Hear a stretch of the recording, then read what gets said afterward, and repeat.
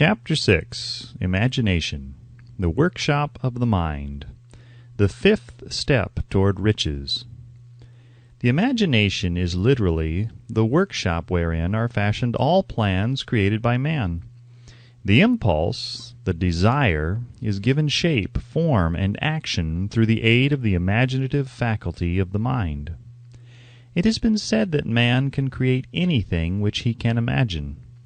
Of all the ages of civilization, this is the most favorable for the development of the imagination, because it is an age of rapid change.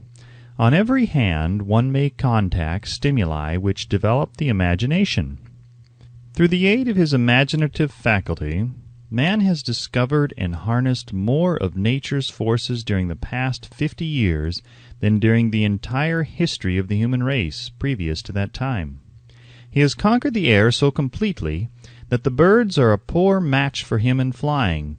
He has harnessed the ether and made it serve as a means of instantaneous communication with any part of the world. He has analyzed and weighed the sun at a distance of millions of miles, and has determined through the aid of imagination the elements of which it consists. He has discovered that his own brain is both a broadcasting and a receiving station for the vibration of thought, and he is beginning now to learn how to make practical use of this discovery. He has increased the speed of locomotion until he may now travel at a speed of more than 300 miles an hour. The time will soon come when a man may breakfast in New York and lunch in San Francisco. Man's only limitation, within reason, lies in his development and use of his imagination. He has not yet reached the apex of development in the use of his imaginative faculty. He has merely discovered that he has an imagination, and has commenced to use it in a very elementary way. Two forms of imagination. The imaginative faculty functions in two forms. One is known as synthetic imagination, and the other as creative imagination. Synthetic imagination. Through this faculty one may arrange old concepts, ideas, or plans into new combinations. This faculty creates nothing. It merely works with the material of experience, education, and observation with which it is fed. It is the faculty used most by the inventor, with the exception of the genius who draws upon the creative imagination when he cannot solve his problem through synthetic imagination. Creative imagination. Through the faculty of creative imagination, the finite mind of man has direct communication with infinite intelligence. It is the faculty through which hunches and inspirations are received. It is by this faculty that all basic or new ideas are handed over to man. It is through this faculty that thought vibrations from the minds of others are received. It is through this faculty that one individual may tune in or communicate with the subconscious minds of other men. The creative imagination works automatically, in the manner described in subsequent pages. This faculty functions only when the conscious mind is vibrating at an exceedingly rapid rate, as for example when the conscious mind is stimulated through the emotion of a strong desire. The creative faculty becomes more alert, more receptive to vibrations from the sources mentioned, in proportion to its development through use. This statement is significant. Ponder over it before passing on. Keep in mind as you follow these principles that the entire story of how one may convert desire into money cannot be told in one statement. The story will be complete only when one has mastered, assimilated, and begun to make use of all the principles. The great leaders of business, industry, finance, and the great artists, musicians, poets, and writers became great because they developed the faculty of creative imagination. Both the synthetic and creative faculties of imagination become more alert with use, just as any muscle or organ of the body develops through use. Desire is only a thought, an impulse. It is nebulous and ephemeral.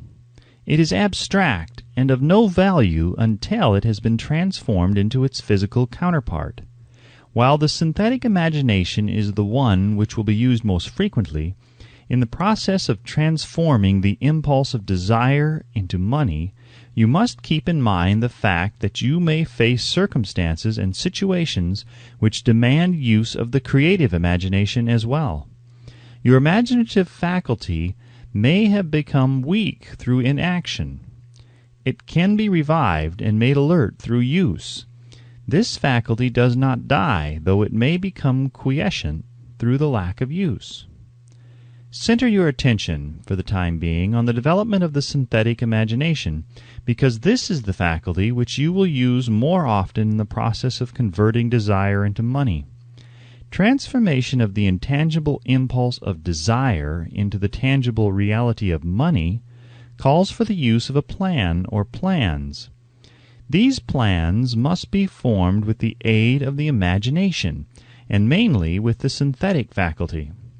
Read the entire book through, then come back to this chapter and begin at once to put your imagination to work on the building of a plan or plans for the transformation of your desire into money.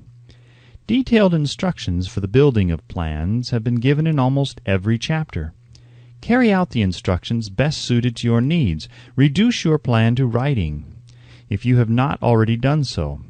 The moment you complete this, you will have definitely given concrete form to the intangible desire. Read the preceding sentence once more. Read it aloud, very slowly, and as you do so, remember that the moment you reduce the statement of your desire and a plan for its realization to writing, you have actually taken the first of a series of steps which will enable you to convert the thought into its physical counterpart. The earth on which you live, you yourself, and every other material thing are the result of evolutionary change, through which microscopic bits of matter have been organized and arranged in an orderly fashion. Moreover, and this statement is of stupendous importance, this earth, every one of the billions of individual cells of your body and every atom of matter, began as an intangible form of energy. Desire is thought impulse. Thought impulses are forms of energy. When you begin with the thought impulse, desire to accumulate money, you are drafting into your service the same stuff that nature used in creating this earth and every material form in the universe, including the body and brain in which the thought impulses function. As far as science has been able to determine, the entire universe consists of but two elements, matter and energy. Through the combination of energy and matter has been created everything perceptible to man, from the largest star which floats in the heavens down to and including man himself. You are now engaged in the task of trying to profit by nature's method. You are sincerely and earnestly, we hope, trying to adapt yourself to nature's laws by endeavoring to convert desire into its physical or monetary equivalent. You can do it. It has been done before. You can build a fortune through the aid of laws which are immutable, but first you must become familiar with these laws and learn to use them. Through repetition and by approaching the description of these principles from every conceivable angle, the author hopes to reveal to you the secret through which every great fortune has been accumulated. Strange and paradoxical as it may seem, the secret is not a secret. Nature herself advertises it in the earth on which we live, the stars, the planets suspended within our view, in the elements above and around us, in every blade of grass, and in every form of life within our vision. Nature advertises this secret in the terms of biology, in the conversion of a tiny cell so small that it may be lost on the point of a pin into the human being now reading this line. The conversion of desire into its physical equivalent is certainly no more miraculous. Do not become discouraged if you do not fully comprehend all that has been stated. Unless you have long been a student of the mind, it is not to be expected that you will assimilate all that is in this chapter upon a first reading. But you will, in time, make good progress. The principles which follow will open the way for understanding of imagination. Assimilate that which you understand as you read this philosophy for the first time. Then, when you reread and study it, you will discover that something has happened to clarify it and give you a broader understanding of the whole. Above all, do not stop or hesitate in your study of these principles until you have read the book at least 3 times, for then you will not want to stop. How to make practical use of imagination. Ideas are the beginning points of all fortunes. Ideas are products of the imagination. Let us examine a few well-known ideas which have yielded huge fortunes, with the hope that these illustrations will convey definite information concerning the method by which imagination may be used in accumulating riches. The Enchanted Kettle. 50 years ago, an old country doctor drove to town, hitched his horse, quietly slipped into a drugstore by the back door, and began dickering with a young drug clerk. His mission was destined to yield great wealth to many people. It was destined to bring to the South the most far-flung benefit since the Civil War. For more than an hour behind the prescription counter, the old doctor and the clerk talked in low tones. Then the doctor left. He went out to the buggy and brought back a large, old-fashioned kettle, a big wooden paddle used for stirring the contents of the kettle, and deposited them in the back of the store. The clerk inspected the kettle, reached into his inside pocket, took out a roll of bills, and handed it over to the doctor. The roll contained exactly $500, the clerk's entire savings. The doctor handed over a small slip of paper on which was written a secret formula. The words on that small slip of paper were worth a king's ransom. But not to the doctor. Those magic words were needed to start the kettle to boiling, but neither the doctor nor the young clerk knew what fabulous fortunes were destined to flow from that kettle. The old doctor was glad to sell the outfit for $500. The money would pay off his debts and give him freedom of mind. The clerk was taking a big chance by staking his entire life's savings on a mere scrap of paper and an old kettle. He never dreamed his investment would start a kettle to overflowing with gold that would surpass the miraculous performance of Aladdin's lamp. What the clerk really purchased was an idea. The old kettle and the wooden paddle and the secret message on a slip of paper were incidental. The strange performance of that kettle began to take place after the new owner mixed with the secret instructions an ingredient on which the doctor knew nothing. Read this story carefully. Give your imagination a test. See if you can discover what it was that the young man added to the secret message which caused the kettle to overflow with gold. Remember, as you read, that this is not a story from Arabian Nights. Here you have a story of facts, stranger than fiction, facts which began in the form of an idea. Let us take a look at the vast fortunes of gold this idea has produced. It has paid, and still pays, huge fortunes to men and women all over the world who distribute the contents of the kettle to millions of people. The old kettle is now one of the world's largest consumers of sugar, thus providing jobs of a permanent nature to thousands of men and women engaged in growing sugar cane and in refining and marketing sugar. The old kettle consumes annually millions of glass bottles, providing jobs to huge numbers of glass workers. The old kettle gives employment to an army of clerks, stenographers, copywriters, and advertising experts throughout the nation. It has brought fame and fortune to scores of artists who have created magnificent pictures describing the product. The old kettle has converted a small southern city into the business capital of the South, where it now benefits directly or indirectly every business and practically every resident of the city. The influence of this idea now benefits every civilized country in the world, pouring out a continuous stream of gold to all who touch it. Gold from the kettle built and maintains one of the most prominent colleges of the South, where thousands of young people receive the training essential for success. The old kettle has done other marvelous things. All through the world depression, when factories, banks, and business houses were folding up and quitting by the thousands, the owner of this enchanted kettle went marching on, giving continuous employment to an army of men and women all over the world, and paying out extra portions of gold to those who long ago had faith in the idea.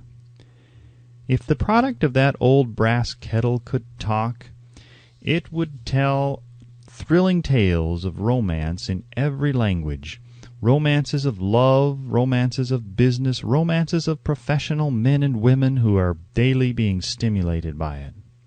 The author is sure of at least one such romance, for he was part of it.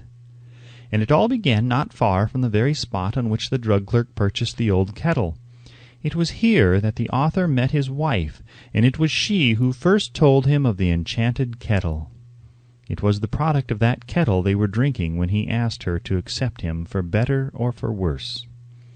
Now that you know the content of the enchanted kettle is a world-famous drink, it is fitting that the author confess that the home city of the drink supplied him with a wife, also that the drink itself provides him with stimulation of thought without intoxication, and thereby it serves to give the refreshment of mind which an author must have to do his best work.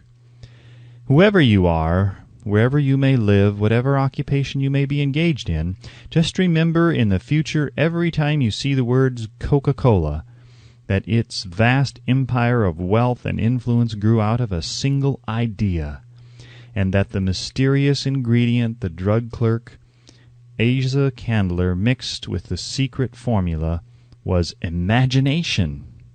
Stop and think of that for a moment. Remember also that the 13 steps to riches described in this book were the media through which the influence of Coca-Cola has been extended to every city, town, village, and crossroads of the world, and that any idea you may create, as sound and meritorious as Coca-Cola, has the possibility of duplicating the stupendous record of this worldwide thirst killer.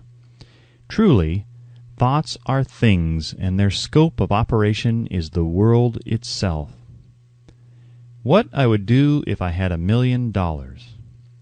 This story proves the truth of that old saying, "Where there's a will, there's a way."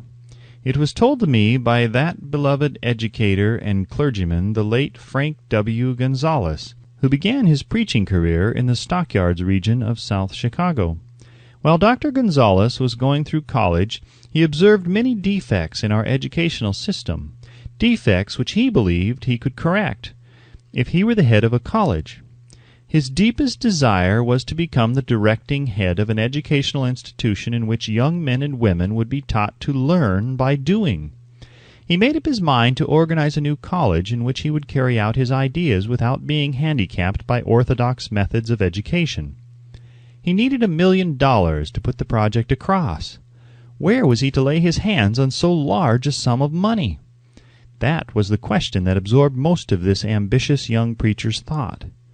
But he couldn't seem to make any progress. Every night he took that thought to bed with him. He got up with it in the morning.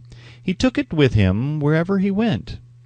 He turned it over and over in his mind until it became a consuming obsession with him. $1 million is a lot of money. He recognized that fact, but he also recognized the truth that the only limitation is that which one sets up in one's own mind. Being a philosopher as well as a preacher, Dr. Gonzalez recognized, as do all who succeed in life, that definiteness of purpose is the starting point from which one must begin.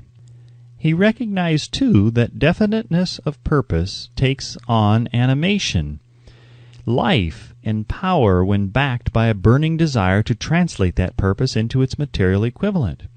He knew all these great truths, yet he did not know where or how to lay his hands on $1 million. The natural procedure would have been to give up and quit by saying, well, my idea is a good one, but I cannot do anything with it, because I never can procure the necessary $1 million. That is exactly what the majority of people would have said, but it is not what Dr. Gonzalez said. What he said and what he did are so important that I now introduce him and let him speak for himself. One Saturday afternoon I sat in my room thinking of ways and means of raising the money to carry out my plans. For nearly 2 years I had been thinking, but I had done nothing but think. The time had come for action. I made up my mind then and there that I would get the necessary $1 million within a week. How? I was not concerned about that. The main thing of importance was the decision to get the money within a specified time, and I want to tell you that the moment I reached a definite decision to get the money within a specified time, a strange feeling of assurance came over me, such as I had never before experienced. Something inside me seemed to say, "Why didn't you reach that decision a long time ago? The money was waiting for you all the time." Things began to happen in a hurry. I called the newspapers and announced I would preach a sermon the following morning entitled, "What I Would Do If I Had $1 Million." I went to work on the sermon immediately, but I must tell you, frankly, the task was not difficult because I had been preparing that sermon for almost 2 years. The spirit back of it was a part of me. Long before midnight I had finished writing the sermon. I went to bed and slept with a feeling of confidence, for I could see myself already in possession of the $1 million. Next morning I arose early, went into the bathroom, read the sermon, then knelt on my knees and asked that my sermon might come to the attention of someone who would supply the needed money. While I was praying, I again had that feeling of assurance that the money would be forthcoming. In my excitement I walked out without my sermon, and did not discover the oversight until I was in my pulpit and about ready to begin delivering it. It was too late to go back for my notes, and what a blessing that I couldn't go back. Instead, my own subconscious mind yielded the material I needed. When I arose to begin my sermon, I closed my eyes and spoke with all my heart and soul of my dreams. I not only talked to my audience, but I fancy I also talked to God. I told what I would do with $1 million if that amount were placed in my hands. I described the plan I had in my mind for organizing a great educational institution where young people would learn to do practical things and at the same time develop their minds. When I had finished and sat down, a man slowly arose from his seat about 3 rows from the rear and made his way toward the pulpit. I wondered what he was going to do. He came into the pulpit, extended his hand, and said, "Reverend, I liked your sermon. I believe you can do everything you said you would if you had $1 million. To prove that I believe in you and your sermon, if you will come to my office tomorrow morning, I will give you the $1 million. My name is Philip D. Armoire." Young Gonzalez went to Mr. Armoire's office, and the $1 million was presented to him. With the money, he founded the Armoire Institute of Technology. That is more money than the majority of preachers ever see in an entire lifetime. Yet the thought impulse back of the money was created in the young preacher's mind in a fraction of a minute. The necessary $1 million came as a result of an idea. Back of the idea was a desire which young Gonzalez had been nursing in his mind for almost 2 years. Observe this important fact. He got the money within 36 hours after he reached a definite decision in his own mind to get it, and decided upon a definite plan for getting it. There was nothing new or unique about young Gonzalez's vague thinking about $1 million and weakly hoping for it. Others before him, and many since his time, have had similar thoughts. But there was something very unique and different about the decision he reached on that memorable Saturday when he put vagueness into the background and definitely said, "I will get that money within a week."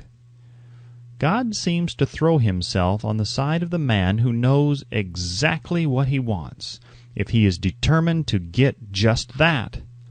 Moreover, the principle through which Dr. Gonzalez got his $1 million is still alive. It is available to you. This universal law is as workable today as it was when the young preacher made use of it so successfully.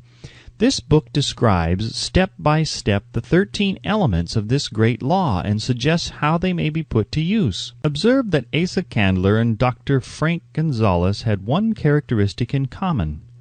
Both knew the astounding truth that ideas can be transmuted into cash through the power of definite purpose plus definite plans. If you are one of those who believe that hard work and honesty alone will bring riches, perish the thought. It is not true. Riches, when they come in huge quantities, are never the result of hard work. Riches come, if they come at all, in response to definite demands based upon the application of definite principles and not by chance or luck.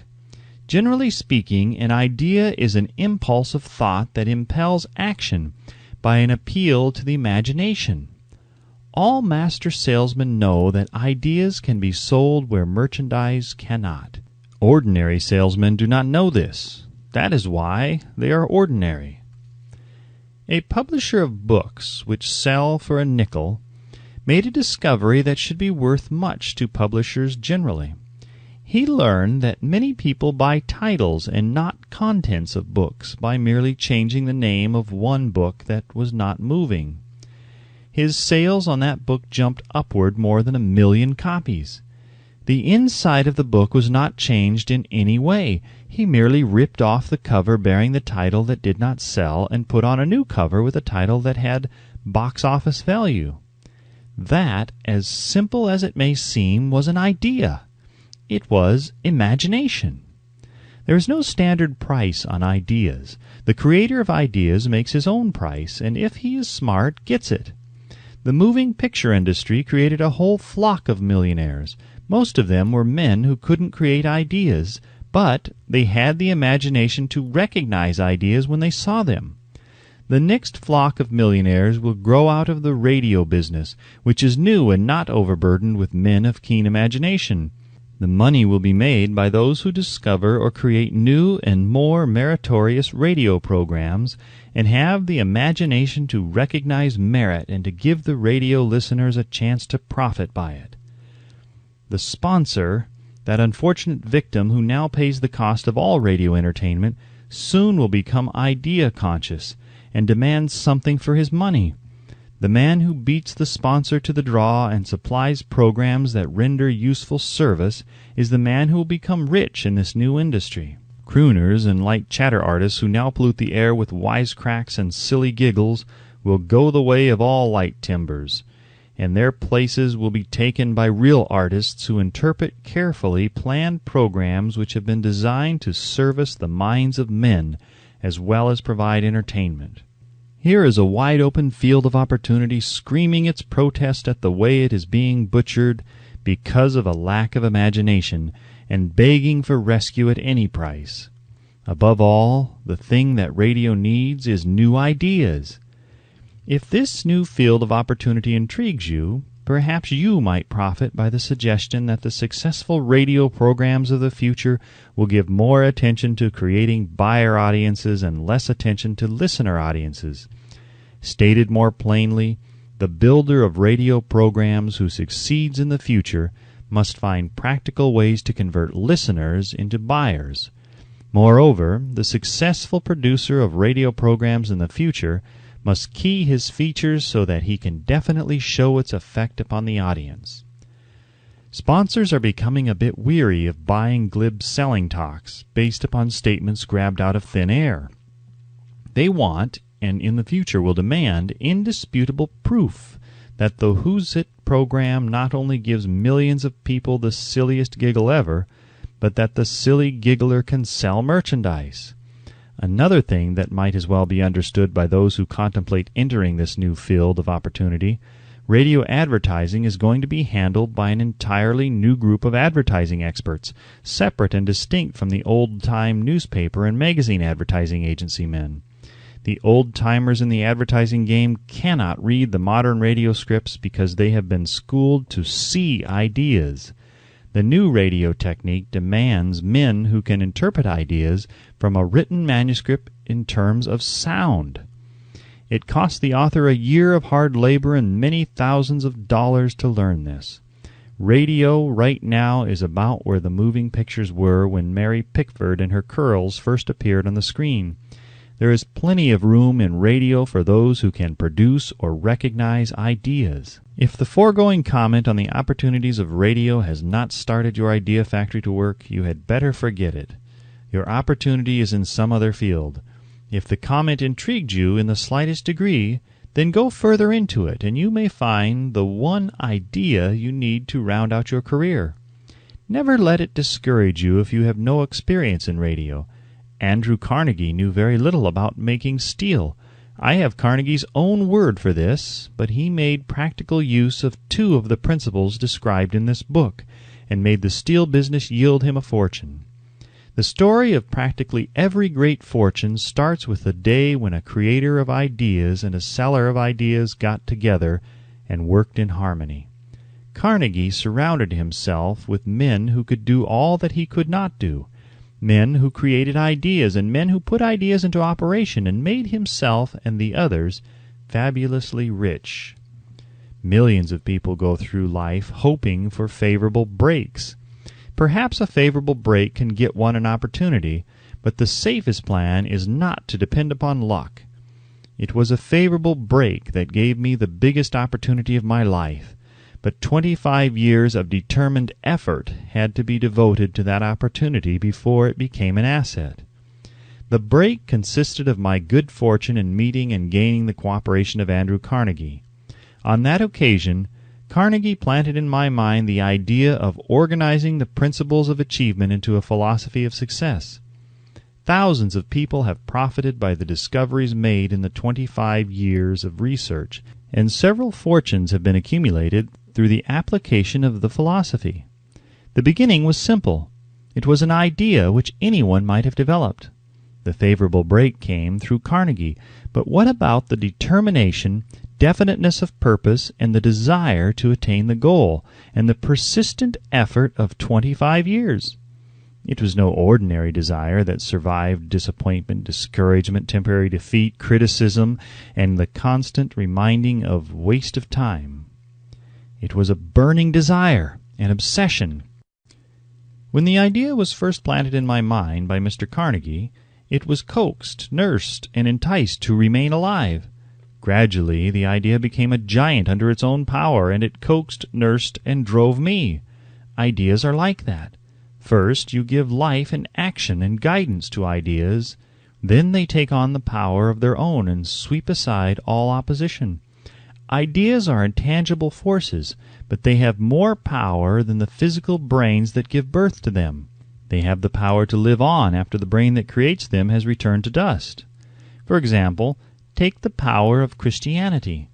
That began with a simple idea, born in the brain of Christ. Its chief tenet was, "Do unto others as you would have others do unto you." Christ has gone back to the source from whence he came, but his idea goes marching on. Some day it may grow up and come into its own. Then it will have fulfilled Christ's deepest desire. The idea has been developing only 2,000 years. Give it time. Success requires no explanations. Failure permits no alibis.